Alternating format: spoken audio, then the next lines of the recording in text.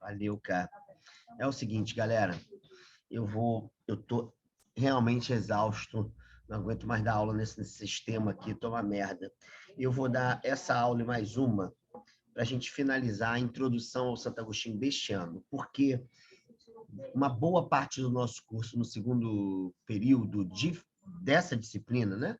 Segundo momento dessa disciplina, é Santo Agostinho. Então, nós vamos ler de cabo a rabo o livro A Vida Feliz, ou o Diálogo sobre a Felicidade, depende da tradução. Nós vamos ler e várias coisas sobre ele.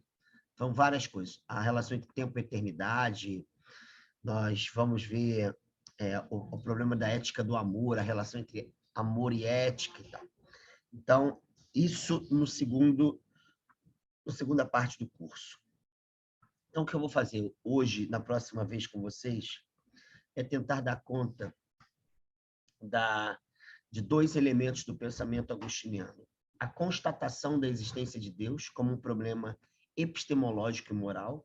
E da próxima vez vou introduzir o tema da felicidade, tentar mostrar como é que o problema de Deus é que responde pelo problema da felicidade. E como que isso gera uma questão na obra dele. Por um lado, a felicidade tem a ver com o exercício das virtudes, algo parecido com os gregos, porém, as virtudes elas mudam bastante. Por exemplo, a fé é uma virtude, né? A fé é uma virtude teologal, como se chama na teologia. E o exercício da fé é condição para que o ser humano ele tenha uma relação uma relação com Deus que permita que Deus atue na sua existência. Então, essa noção, uma compreensão radicalmente nova, faz com que Santo Agostinho tematize a felicidade por meio de dois elementos. Um é a possibilidade da plenitude, porque felicidade tem a ver com medida e plenitude. E dois é que a felicidade integral ela não é própria desse mundo. Então, tem uma postergação para a plenitude da felicidade. Entende? Isso vai ser importante. Isso não está na Grécia, não está na Roma Antiga. Isso tem a ver com Santo Agostinho, né? Então, essa ideia de futuração da felicidade. A vida plena, a beatitude, no fundo, ela já lança essa semente no texto dele de Juventude. Isso só se dá no céu, né? E depois ele vai levar a sério essa compreensão. Então, eu queria hoje falar um pouco sobre a constatação da existência de Deus. Não é bem uma demonstração, é um caminho de constatação, mais de um caminho até. E, do outro lado, a felicidade, a gente vai ver um pouco na semana que vem, tá? E a gente finaliza esse momento do curso. Eu não sei, vocês tinham falado aí, não me lembro mais, como é que estão os outros professores? Eles estão terminando quando o curso com vocês? A Rosa está dando o prazo final do trabalho para 8 de novembro, Aí. Rosa Maria. Mas tem outros professores que estão dando até o fim das aulas mesmo, dia 19 de novembro, dia 20, para entrega de trabalho. Então, não sei. A Rosa vai dar um retorno dos trabalhos dia 20. Não, vamos parar com essa porra. Ninguém aguenta mais. Sabe? Cara, eu não tô mais aguentando. Minha vista tá uma merda. Meu olho também não aguenta a luz do computador. Não, meu grau já aumentou, já mudei. Porra, minha esposa é foda. Ela foi dormir agora. Ela acordou e voltou. Cara, ela viu lá uma promoção nas armação de óculos, né? E eu fui fazer o exame com meu filho. E o meu grau mudou. E aí ela estava reclamando que meus óculos anteriores estavam uma merda. Tá? Aí tá. Fui lá, cara, morri num dinheiro. Sabe quando você morre? Porra. Sabe, fiquei lamentando. Só que a promoção era a seguinte. Era você ganhava, fazia lente para o primeiro e ganhava segundo de graça, porque a lente era cara. Porra, aí você acaba entubando essa merda. Eu entubei essa merda, comprei duas armações com a mesma lente e tal. Cara, e mudou mesmo, mudou bastante, me ajudou bastante a continuar dando aula. Mas tem um momento que eu não aguento mais, cara. Eu não estou mais aguentando. Não sei vocês, eu não estou aguentando. É um negócio enlouquecedor. Então, eu queria terminar, porque também vou ver isso na pós, né?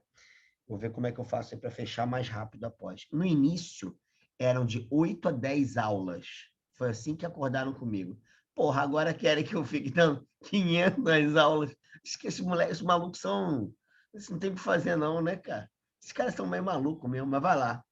Ora, nós começamos a ver, na semana passada, a relação entre fé e razão de Santo Agostinho, que tem como um sentido primário assinalar, ou seja, caracterizar a possibilidade da razão ela trabalhar quase que infinitamente a serviço da fé. Então, essa ideia de que a gente crê para compreender e a compreensão, ela potencializa a fé. Então, você tem um círculo, contudo, a originariedade desse círculo está na noção de fé. Ora, mas isso não serve para qualquer experiência humana. Isso serve em relação ao que se chama de sabedoria beatificante, ou seja, uma sabedoria que leve ao exercício da felicidade. É nesse sentido que a razão trabalha a serviço da fé. Isso, de certa maneira, com algumas nuances, vai perpassar outros autores da tradição medieval, como Santo Anselmo, sei lá, deixa eu ver, São Tomás de Aquino, um clássico, São Boaventura. Todo mundo vai pensar que a teologia, enquanto uma ciência, enquanto um saber, eles falam ciência também, tá? A palavra ciência aparece nos textos. Enquanto saber, ela pressupõe que a fé ela possa conduzir a razão e a razão ela possa trabalhar no interior da fé. Mas isso diz respeito à salvação ou à beatitude humana.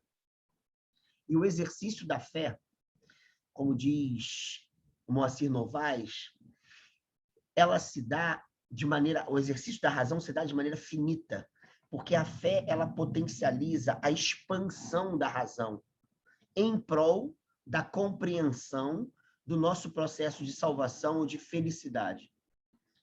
Então, ela está sempre em aberto, ela está sempre retornando, ela está sempre, sabe? Ela tá sempre revolvendo o horizonte no qual ela está trabalhando, que é a fé. Ao mesmo tempo, nós vimos que a palavra fé significa muita coisa para o Santo Agostinho. De maneira bem básica, significa você acreditar na revelação das Sagradas Escrituras, presente nas Sagradas Escrituras. E muito da obra do Santo Agostinho é filosofar a partir de dados das Sagradas Escrituras. Nós vamos ver no próximo semestre que quando o Santo Agostinho coloca o problema da criação do mundo, ele leva em conta os dados bíblicos, né? O livro de Gênesis, sobretudo. Mas como ele tinha sido maniqueísta, ele percebe uma interpretação que vai ser muito criticada por ele. Que quando os maniqueístas leem o verso "No princípio criou Deus o céu e a terra", Gênesis 1, verso 1, o primeiro verso da Bíblia. Quando os maniqueístas interpretam esse verso, eles dizem assim, olha que coisa estranha. Se no princípio criou Deus o céu e a terra, então existia alguma coisa antes da criação, que era a noção de princípio. E princípio tem a ver com tempo. Logo, o tempo é eterno, assim como Deus é eterno. Por exemplo, entendeu? E isso vai desdobrar numa série de coisas que não importam hoje para a gente. Mas, Santo Agostinho, quando se depara com esse texto, ele fala assim, não, peraí, gente. Será que princípio é começo? Será que princípio tem a ver com tempo? E ele vai ao prólogo do Evangelho de João. No princípio era o verbo estava com Deus, o verbo era Deus, por meio dele todas as coisas foram criadas. Olha, todas as coisas foram criadas. Está aqui a resposta. O princípio era Deus e ele é criador. Então, na verdade, o princípio não é começo, o princípio não é o tempo, pelo contrário, o começo e qualquer categoria temporal foram criados por esse princípio que é o próprio Deus. Então, ele vai à Bíblia para refletir, para especular, sabe? Para pensar esse problema. O problema da origem do tempo, que é um problema que a gente vai ver que é bem sério para ele. Ora, com isso, o que eu estava querendo dizer aqui, você tem uma fé que tem relação direta com os textos da Sagrada Escritura. Você tem uma fé ligada à doutrina, à sistematização doutrinária do clero. Portanto, o que se chama, geralmente, teologia, de magistério eclesiástico. Ou seja, o ensinamento da igreja por meio da sua tradição. Essa tradição, ela tem um clero com a sua doutrina e ela tem um exemplo dos santos, as experiências dos santos. Então, a gente já tem aqui uma fé relacionada às Sagradas Escrituras, uma fé relacionada à igreja. Legal. E, sobretudo, essa área de competência doutrinária que é o clero. Entretanto, há uma experiência radical da fé que, segundo Paulo, é ligada à graça divina, ou seja, a fé é um dom. E, nesse sentido, a fé é uma dádiva que nos faz receber dádivas, ou seja, nos leva à relação com a graça divina, com a gratuidade de Deus. Então, a fé, no momento maduro de Santo Agostinho, ele vai levar muito a sério o fato de que ninguém tem fé porque quer. A gente pode querer a partir da fé, mas não achar que a fé é um produto do desejo humano. Pelo contrário, de alguma maneira, a gente recebe a possibilidade da fé. E aí, sim, a gente tem uma relação com as Sagradas Escrituras, assim como o magistério eclesiástico. Mas essa originariedade da fé como um dom, a fé como graça, é algo que vai marcar muito da obra do Santo Agostinho, ao Santo Agostinho maduro. De qualquer maneira, o que importa para Santo Agostinho é mostrar a plausibilidade racional da fé. E depois, a fé como horizonte de inteligibilidade que vai capacitar a razão a ser exercida no seu interior. Então, como é que Santo Agostinho faz para mostrar a plausibilidade racional da fé? Ele mostra dados da nossa vida cotidiana em que a gente acredita. A gente não fica buscando justificativa racional para tudo. Não, a gente acredita. Exemplos que eu usei para vocês, né? A gente pega um táxi, ninguém faz um teste de direção com o motorista para entrar no táxi, sabe? É isso. Assim como um avião. A grande parte das nossas experiências é atravessada por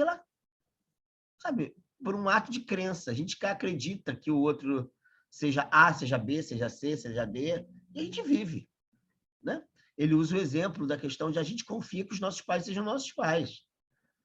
E mesmo quem tenha DNA hoje, exame DNA, cara, 99% da população não sabe nem se preocupa em saber se o pai é pai ou mãe é mãe, entende? Vive-se. Entende? Independentemente se é ou se não é, vive-se. Por quê? Porque tem um dado de confiabilidade que é dada nas relações de crença. A gente crê, a gente se confia. Então, o que ele vai dizer é a plausibilidade disso, porque grande parte das vezes a gente pensa a partir de crenças. Entende? Agora, isso não significa que é a razão que justifica a fé. Não. Ele está dizendo como que existe uma plausibilidade racional para atos cotidianos que as crenças nos orientam. Em relação à felicidade, à salvação, há a primariedade da fé e a inserção da razão no interior da fé. Essa é a primeira coisa. Nós, então, eu disse, então, aqui várias vezes que, para outros assuntos, a razão não precisa de fé. Entende? Vai estudar física, vai estudar física. Acabou. Não interessa se Einstein tinha fé. Sabe? E ele tinha. Porra, ninguém fala do Einstein preocupado, caraca, se ele não tivesse fé, jamais falaria dessa tal de relatividade, hein? Ninguém fala isso, tá? Não, se ele não tivesse fé, ele jamais receberia do alto essa informação. Porra, teve uma galera, então, que recebeu do alto várias informações, não tinha fé nenhuma, sabe? Sabe, isso não tem nada a ver com fé, tem a ver com crendice, né? Uma série de crendices que o Santo Agostinho vai falar assim, não, galera, olha só, ninguém faz matemática precisando de fé. Para de bobeira. Sabe? E há vários dados que a gente consegue conhecer prescindindo da fé. A fé não é simplesmente, ela não serve simplesmente para conhecimentos objetivos. Ela também serve para conhecimentos objetivos no interior do problema da felicidade. Ela serve, sim. Mas há vários outros conhecimentos que têm nada a ver com isso. E a razão tem que dar conta dos conhecimentos por ela mesma. Ora, Santo Agostinho vai dizer é que é possível conhecer Deus. É possível conhecer Deus racionalmente e sem necessariamente implicar o exercício da fé. Entende? Para que Deus atue em consonância à nossa salvação, tem a ver com fé. Mas conhecer Deus não necessariamente se resume à fé.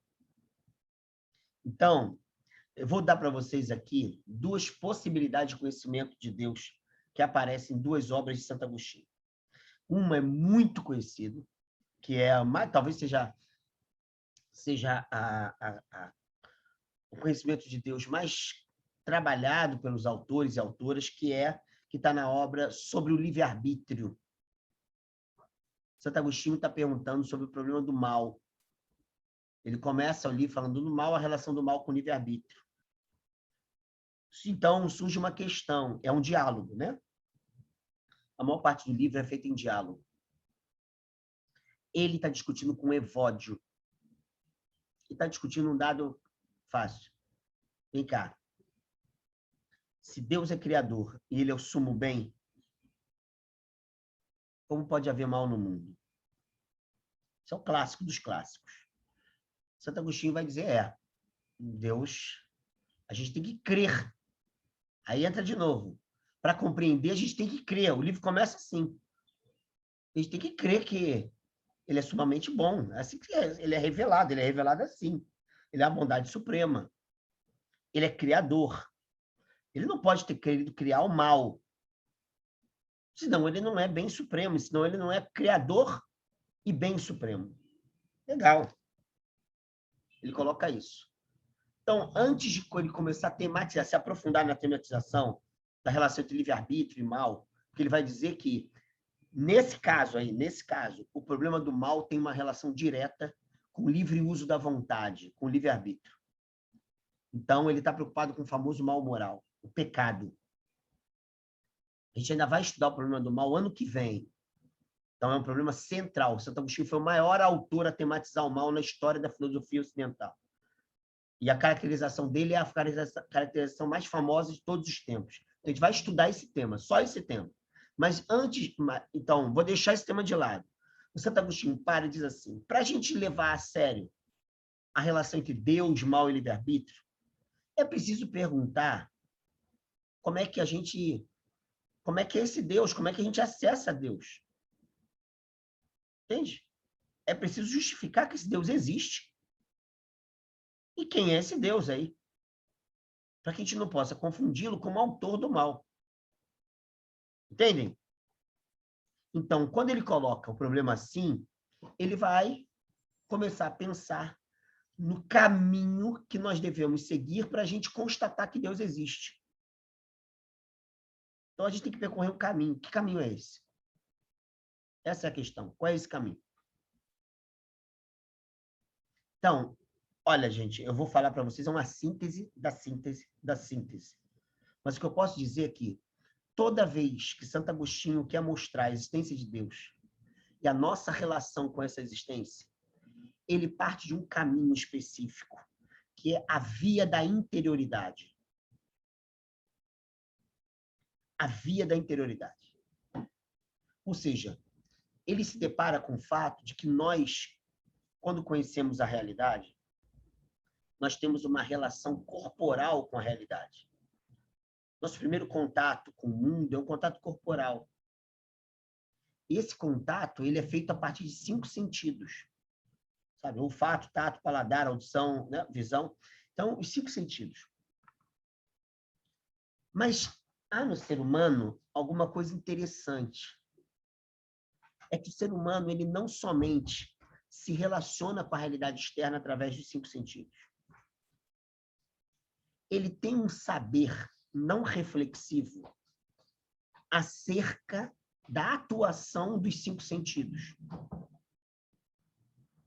Por exemplo, se eu estou querendo sentir melhor o cheiro de algo, eu não abro os olhos assim, ó, para ver melhor. Não sabe? Isso é a coisa mais básica do mundo.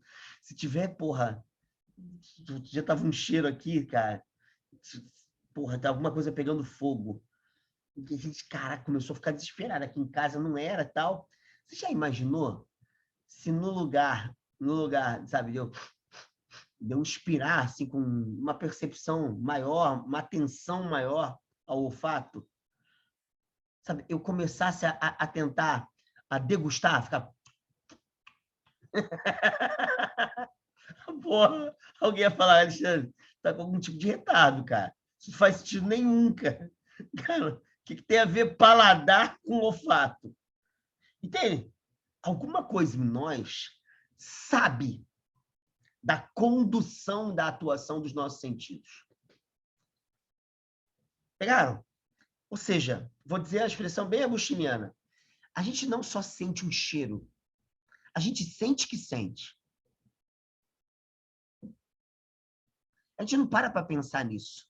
Mas tem um saber ligado à atuação dos sentidos, claro. E mais, tem um saber ligado à conjunção dos sentidos. Por exemplo, você está cozinhando alguma coisa e você olha e você quer sentir o cheiro e às vezes você quer sentir o cheiro, olhar e degustar para saber se passou ou não do ponto ou se está próximo do ponto. Porra, atuam ali, vamos dizer, 3 sentidos.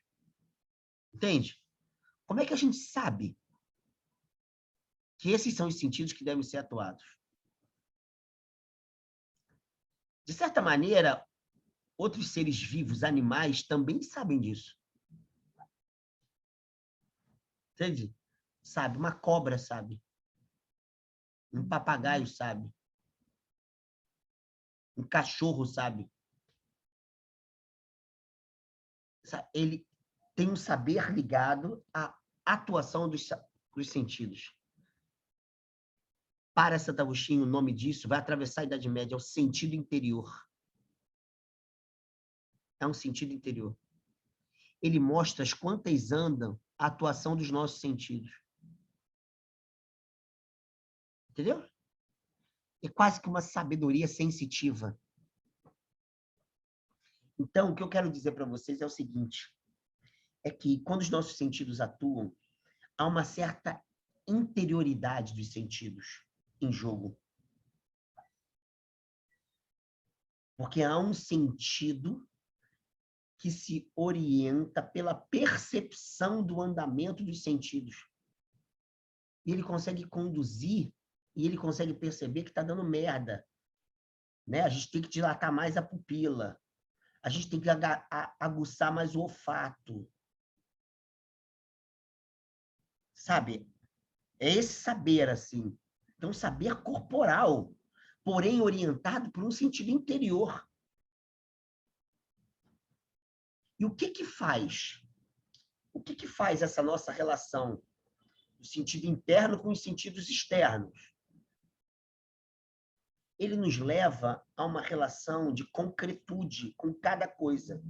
Os sentidos, eles dizem respeito a um conhecimento dos particulares. O que está em jogo no conhecimento corporal das coisas é sempre a particularidade das coisas e não a sua universalidade. Entenderam? Sempre. Isso a tradição aristotélica, a tradição platônica também, estão conjugadas. Ou seja, eu conheço este copo, eu não conheço o copo. Eu conheço este ato de amor e não o amor. Entende? Então, de certa maneira, nosso corpo está orientado por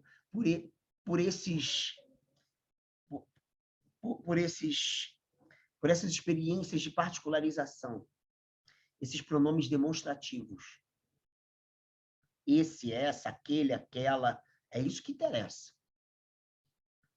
Ora, a questão é que o nosso conhecimento, ele não se resume à interioridade do sentido anterior e à exterioridade dos sentidos exteriores.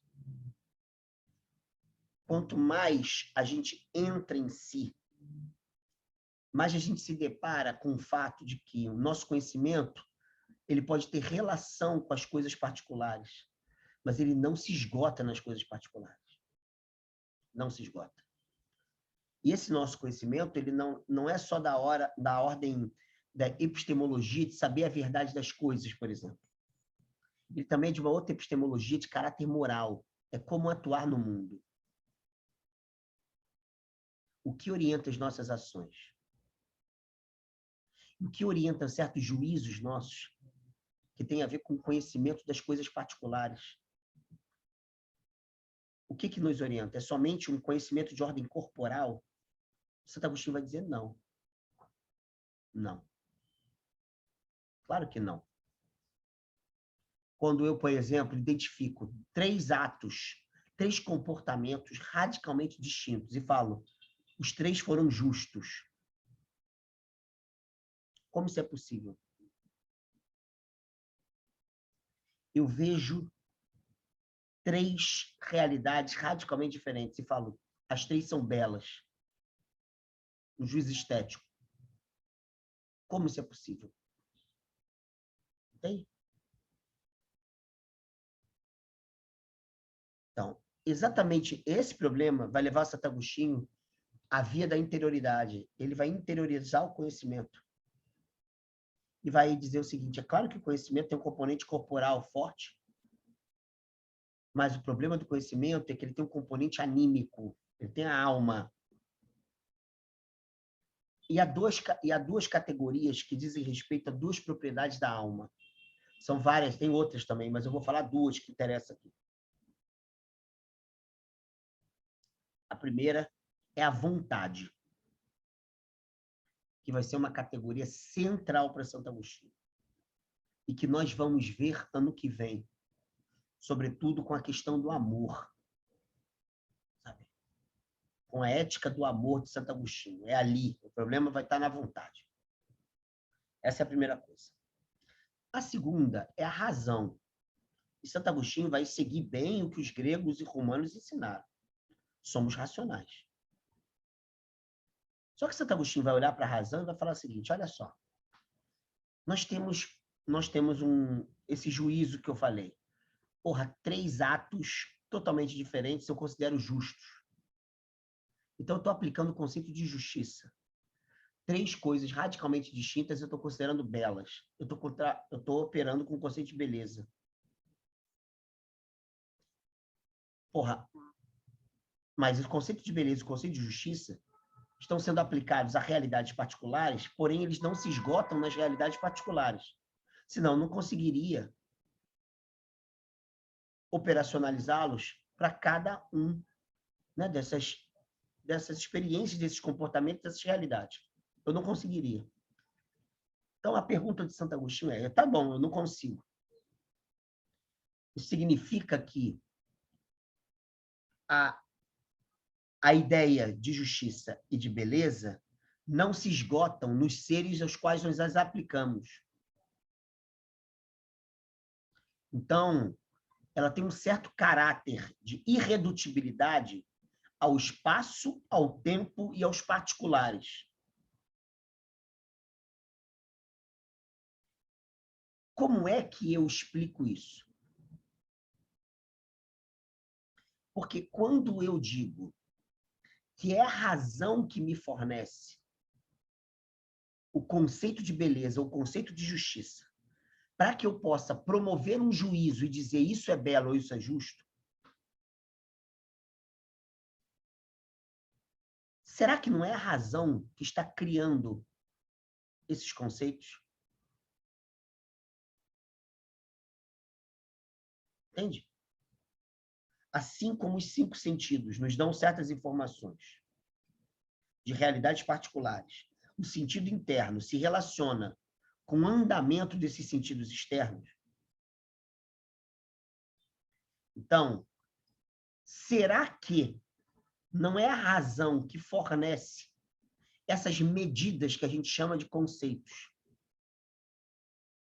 para serem aplicados aos singulares? E o Santo Agostinho vai dizer assim, olha, não é bem assim. Por quê? Porque a única coisa que a gente pode falar da razão é que ela consegue julgar aquilo que os sentidos captam. Ela julga, os sentidos apreendem. Ela chega e consegue dizer isso é aquilo. Ela consegue também perceber a razão humana, o andamento do sentido interno e a relação com os sentidos externos. Por exemplo, eu consigo falar assim, aqui eu falei para vocês no início, galera, a gente não vou ficar demorando muito nesse curso, porque, porra, nossa visão já tá uma merda. Sabe? Meu grau aumentou.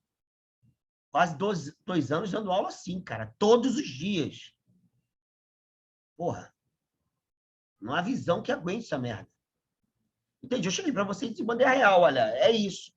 Quem está dizendo isso? É a minha razão que está julgando isso. A minha razão está julgando aquisição de deficiência visual. É isso que a minha razão está fazendo. A minha razão consegue julgar os sentidos, o sentido interno e os sentidos externos. Eu consigo chegar e falar assim, caramba, cara, não tô com ouvido bom, não. Acho que eu não tô com ouvido, não. Fazer uma audiometria, tô com alguma questão aqui, cara. Porra. Porra, tá toda hora o pessoal tá reclamando que eu tô falando alto demais. Às vezes eu pergunto demais, peço pro professor falar mais alto. Será que o meu ouvido, será que a minha audição, entende? A minha razão consegue fazer isso.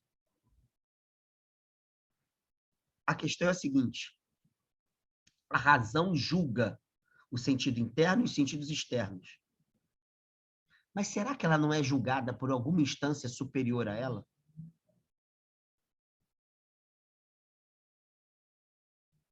Será que a razão ela é uma espécie de absoluto antropológico? O elemento absoluto? Santo Agostinho vai falar assim, não. Por quê? Porque quando a gente entra na razão, a gente constata que a razão está em devir. A razão é transitória. Os pensamentos são transitórios. Vamos traduzir isso em termos teológicos. A razão é uma criatura, ela foi criada. Ela também é finita, ela é transitória. Os sentidos são finitos. A razão é finita. Porque a alma é finita. A razão está na alma. Isso significa que a razão ela julga, mas ela também tem que ser julgada. Há alguma instância que é superior a ela que a orienta nos seus julgamentos. Então, Santo Agostinho é obrigado a sair da transitoriedade da razão para uma instância que não é transitória. Entende? Vamos lá.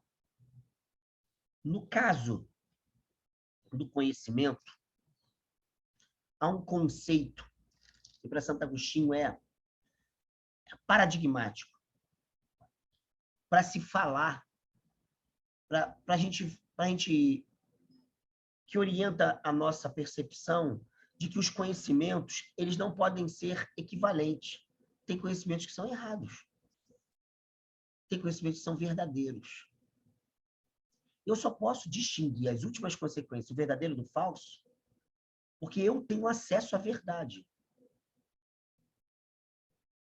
Entende? Eu tenho acesso à verdade. Como é que a gente tem acesso à verdade?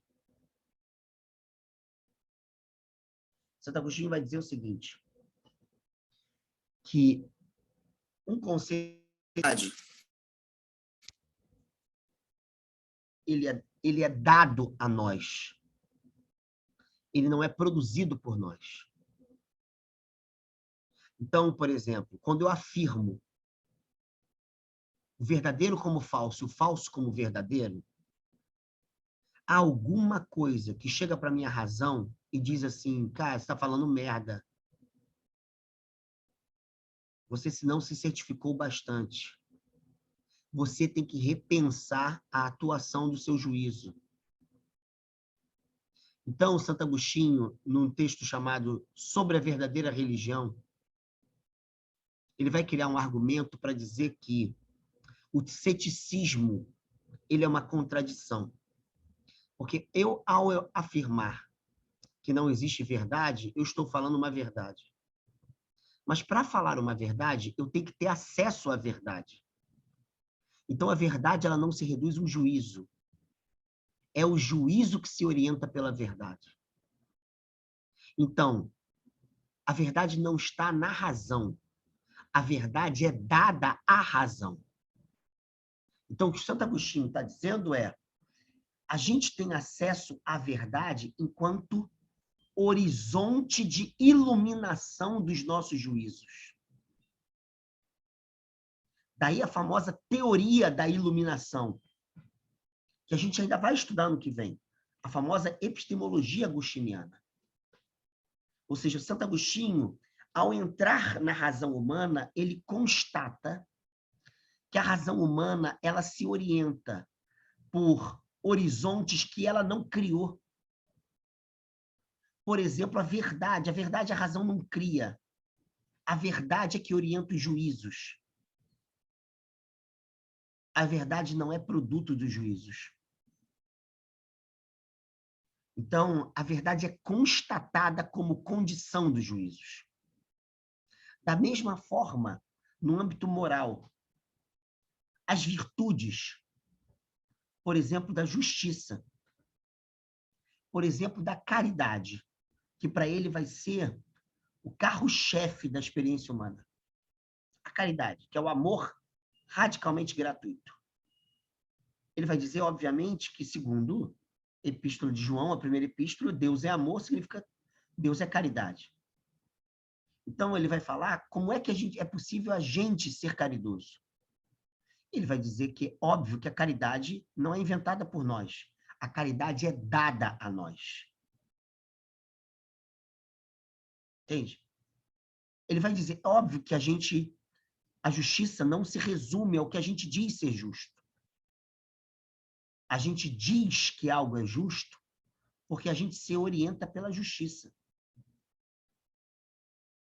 A justiça é um horizonte de inteligibilidade. E não a razão é a causa da justiça. A beleza é um horizonte de inteligibilidade. E não a razão é a causa da beleza. Por quê? Porque se ela fosse a causa da beleza, cada hora a beleza seria uma coisa. Porque a razão é transitória, a beleza seria também. A justiça é transitória, a razão é transitória, a justiça seria também. E assim por diante. Então, o que Santo Agostinho está dizendo é que nós somos conduzidos por algumas ordens hermenêuticas, ordens interpretativas, que se impõem à razão e que não são produtos da razão. Então, essas ordens, para ele, é do âmbito do eterno, porque ela não é espaço-temporal. Elas não são espaço-temporais. E iluminam os nossos juízos e as nossas ações. Daí a ideia de teoria da iluminação. Iluminam. Fornecem um horizonte de inteligibilidade e de atuação da razão e da ação. Então, os valores morais, eles são apropriados, mas não inventados. Os horizontes epistemológicos, eles são constatados, mas não inventados. Entende? Ora, o que vai dizer Santo Agostinho? E eu estou comendo aqui várias coisas, hein, que ele diz, várias coisas. Por exemplo, ele chega na matemática, no problema do número, né? É um clássico dele. O problema do número. Ele chega e diz assim, o que é o número? Ele fala assim, é uma medida de unidade. O que é a unidade? É o que não pode ser fragmentado, dividido. Existe nesse mundo unidade? Ele vai falar em sentido próprio? Não. Tudo pode ser dividido ao infinito. Tudo. A gente pode dividir um ser humano assim como divide uma cadeira, ao infinito. Então, olha só a sacada de Santo Agostinho. Se, nesse plano que os nossos sentidos nos mostram, e que a gente conhece racionalmente, se nesse plano a unidade ela não existe de fato, como é que a gente conta as coisas? Comprei 2 imóveis. Se o número 2 é o duplo de uma unidade. Ele vai dizer, é porque nós temos acesso ao uno. Mas como nós temos acesso ao uno, se não existe o uno neste mundo? Este mundo, ele participa da unidade, mas ele não tem unidade no sentido pleno, porque tudo é divisível. Tudo, sem exceção. Como é que a gente tem a sabedoria das matemáticas? Se elas estão baseadas na noção de unidade. E a unidade vem do uno. Entende? Ele vai dizer que se nós não tivermos a alma humana, não for orientado pela unidade enquanto tal, a gente não pode contabilizar nada e fazer matemática. A unidade, ela só pode ser constatada num ser indivisível. O ser indivisível é Deus. Entendeu? Então, ele está falando de um horizonte de inteligibilidade que contabiliza as coisas. E, a partir daí, ele chega a Deus. A mesma coisa ele vai fazer com a justiça. A mesma coisa ele vai fazer com a beleza. Entende? Então, o que ele está querendo dizer com isso? Ele ainda não está falando de uma relação de fé em torno do problema da salvação. Ele está dizendo o seguinte, para a gente atuar no mundo e conhecer o mundo, a gente precisa da iluminação de uma instância que não se esgota na razão, ela se impõe à razão. Essa instância é Deus. Entende? Por isso que no livro sobre a verdadeira religião, ele diz um pensamento que muita gente conhece. Diz assim, puta que pariu, peraí. Homem, não... Puta merda, cara, que coisa chata isso. Diz, homem, não saia de ti. Volta-te a ti mesmo. E vai, porque a verdade habita no coração de cada um. Se tu chegaste à tua razão naquela dimensão onde ela está em movimento, então eu te peço, alça voo para além dela, para experimentares aquela dimensão onde Deus em ti habita. Entende? Você volta-se para si. A verdade habita o coração de cada um. Mas não significa que a verdade seja um produto do coração. Ela habita, mas ela não é um produto. Ela transcende. Por quê? Deus habitar em nós não significa que ele se resume a nós. A gente não o assimila. Deus habitar em nós significa que ele nos ilumina. Há uma imagem de Santo Agostinho no livro Cidade de Deus. Sobre a Trindade. Não, sobre a Trindade. Que é bem legal. Ele diz assim, Deus está no ser humano como o anel está na vela. Você pega um anel e você pressiona a vela.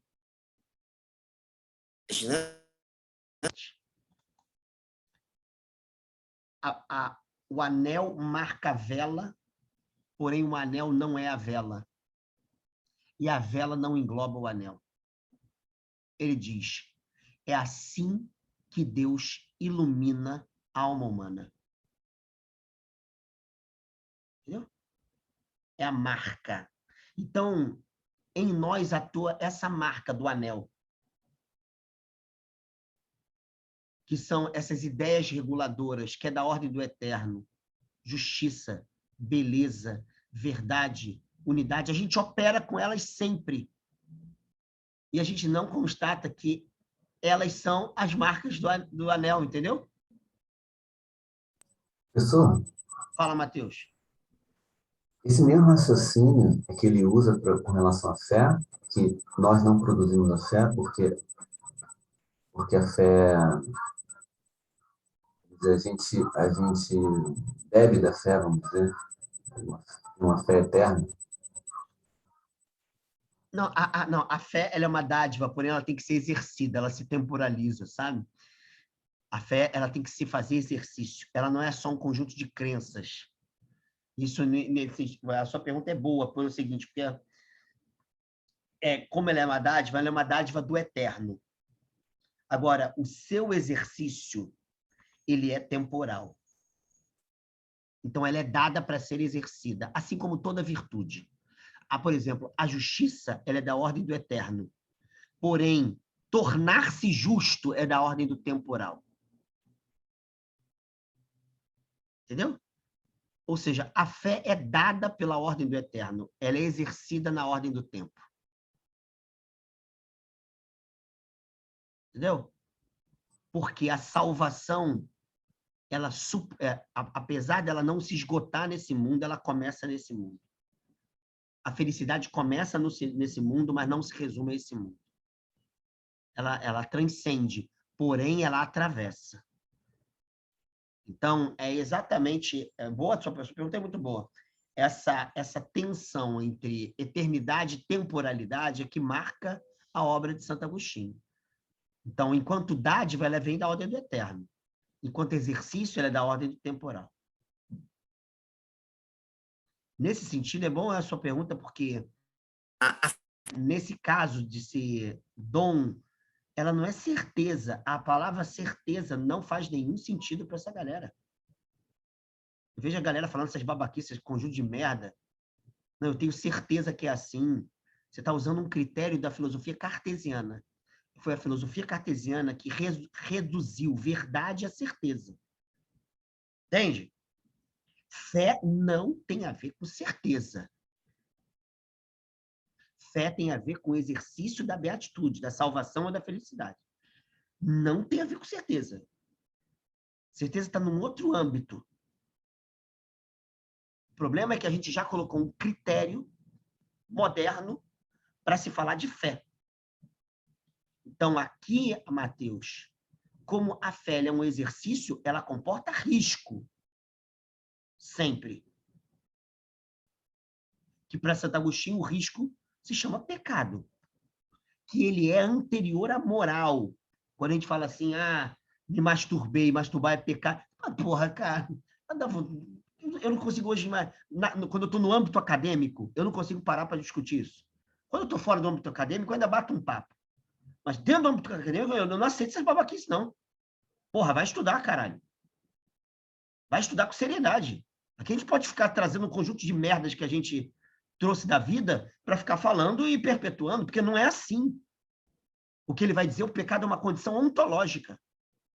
É uma qualidade histórica de ser anterior à tabela moral.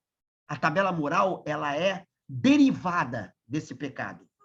Ela não é a causa desse pecado, entende? Então, eu não posso reduzir a problema seríssimo do pecado para um cara como Santo Agostinho a tocar uma punheta no banheiro. Me desculpa. Desculpa o português, mas é isso. Isso não significa que a punheta no banheiro não tenha relação com o pecado. Tem. Mas não é a relação de causa. É a relação de derivação. É diferente. Então, cara, por que eu estou dizendo isso? É porque se a gente atribuir a fé ao caráter do eterno, cara, a gente não consegue lidar com a temporalidade do exercício da fé. E o fato de que a fé ela implica em risco, porque ela não tira de mim a qualidade de pecado que atravessa o espaço e o tempo. Ela não me permite ser refém dessa qualidade, que é o problema da vida segundo a carne e a vida segundo o espírito. É um problema que Santo Agostinho vê em Paulo, que ele vai levar a sério, talvez, não sei se a gente vai estudar isso, mas a gente pode mencionar ano que vem. Mas por que isso é importante? Porque Santo Agostinho diz que ninguém que vive conforme o Espírito está isento da carne. A gente poderia dizer, ninguém que vive exercendo a fé está isento do risco de se perder no pecado. Pecado, para Santo Agostinho, é a condição da autoalienação humana. Pecar é não poder ser quem eu sou. Então, como essa condição ela atravessa a história, ainda que eu exerça quem eu sou na fé, eu posso decair e deixar de ser quem eu sou na estrutura carnal do pecado. Por que isso? Porque fé é risco, fé não é certeza. Entende? Então, ela vem da ordem do eterno, mas ela só se concretiza no espaço e no tempo.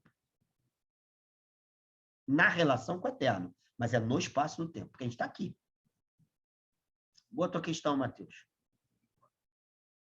Entenderam, galera? Então, o que eu queria hoje para mostrar para vocês é o Santo Agostinho ele não está provando que Deus existe. Ele está constatando que nós nos movemos nele. A gente se move nele, sobretudo por causa do conhecimento e da ação. É. Entenderam? Fácil. Não sei se deu, mas está indo. Estão felizes?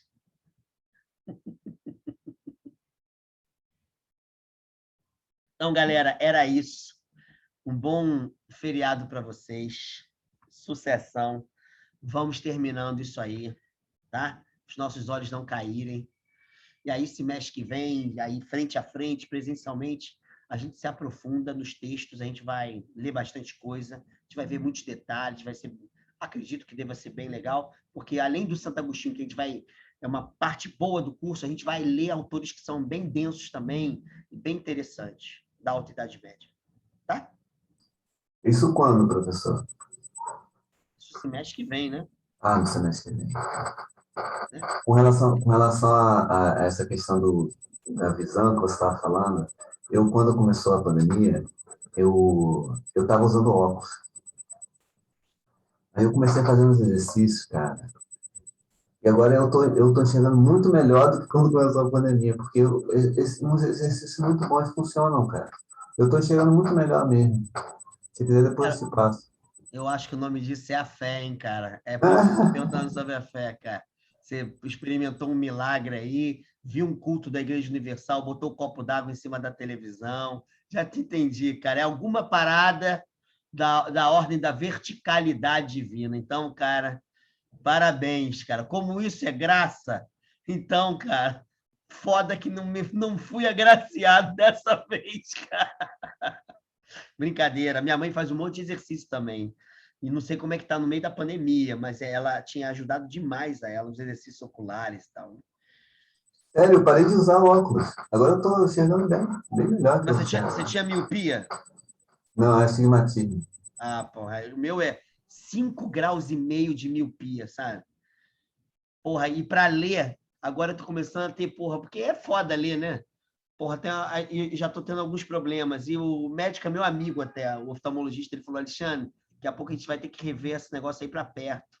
Aí ele tirou, viu assim, e falou assim, ó, por enquanto tá dando conta. Mas daqui a um ano a gente vai ter que gastar um dinheiro a mais.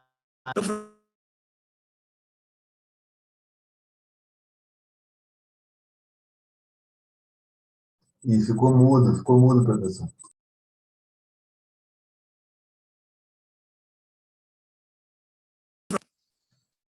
Tá ouvindo? Agora sim. Então, meu problema é o dinheiro, cara. Porra, eu já falei para ele, cara, vou ter que gastar com essa porra de óculos para perto, puta que pariu. Aí ano que vem eu vou ter que rever isso, porque já tá, a minha vista tá bem cansada, cara. Para quem tem que ficar lendo, cansa, tem uma hora que realmente as coisas meio que embaralham e tal. Mas vamos lá. Fala, Beatriz, você ia falar, minha amiga? Então, sobre a questão da sua vista mesmo. Você acha que ano que vem a gente vai presencial? Pelo menos assim, você pode escolher isso. Olha, eu acho que a gente deve, não sei se vai ter algum método híbrido e tal, mas está dizendo lá que iria retornar. Pelo menos foi o que eu soube. Agora, eu vou dizer uma coisa, está maior confusão no Pedro II, nos institutos federais, nas universidades federais, porque estão querendo obrigar a voltar. Só que não tem estrutura nenhuma. Ontem eu tive uma reunião, não tem estrutura nenhuma. E olha que esses institutos, às vezes, têm uma verba melhor do que a UERJ. A gente não tem nenhuma estrutura. Nenhuma. Está maior guerra lá. Como eu faço um tratamento, é bem pequeno, mas para pressão alta, mas eu faço. Eu tenho problema genético, família do pai de pai, né? E isso isso me possibilita não querer ir presencialmente. Então, eu estou pensando bem, cara, em não ir, porque as condições são muito precárias. Muito. Então, por exemplo, muitas turmas têm 35 alunos, 38 alunos.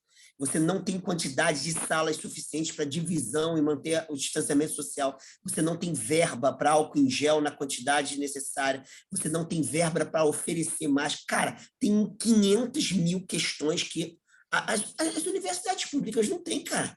Às vezes não tem dinheiro para pagar a luz, cara. Se lembra da dívida que a UERJ tinha com a Light? Uma época aí, era uma dívida estrondosa. A Light queria cortar a luz da UERJ, deu uma merda do cacete. Você imagina se vai ter estrutura para dar máscara para você, Bia. Bia, você chega lá, de 2 em 2 horas, uma máscara nova, a UERJ. Não tem nem papel higiênico. Porra, eu estava dando aula numa sala uma vez na pós, aí, dei um intervalo, fui ao banheiro, estava com maior sede, acho que era verão, sei lá o que era, um calor da porra. Cara, quando eu meti a mão no bebedouro assim, sabe, saiu uma água marrom, cara, era ferrugem, cara, do lado da sala da pós, cara, sabe? Aí, um aluno foi lá, encheu uma garrafinha d'água com aquela água e chegou lá falando que era Nescau. Aí, galera, se quiser Nescau, é só pegar no bebedouro. Cara, isso é a UERJ, sabe? Você imagina, cara, se a gente tiver ainda, né, vários casos aí de Covid, você imagina se a gente vai ter estrutura, não sei lá. Então, eu acho que eles vão forçar aí para que volte presencialmente, porém, eu acho que vão ter muitas restrições ainda, pelo menos no início, né, no primeiro semestre. Você dá aula no Pedro II? Dou aula no Pedro II Maitá. A minha filha estuda Pedro II, aqui na Tijuca. Ah, é? Quando eu passei no Pedro II, eu ia para Tijuca. Aí uma amiga minha negociou. Não, 2 pessoas negociaram comigo, aí eu fui para o Maitá. Foi a melhor escolha que eu fiz, cara. E eu já dei palestra aí na Tijuca, no Pedro II da Tijuca, em 2016. Eu gosto daí, muito legal. Galera, um beijo enorme, tá? Bom fim de semana para todo mundo. Valeu, professor. Beijo, obrigado. Semana que vem, viu? Vocês também.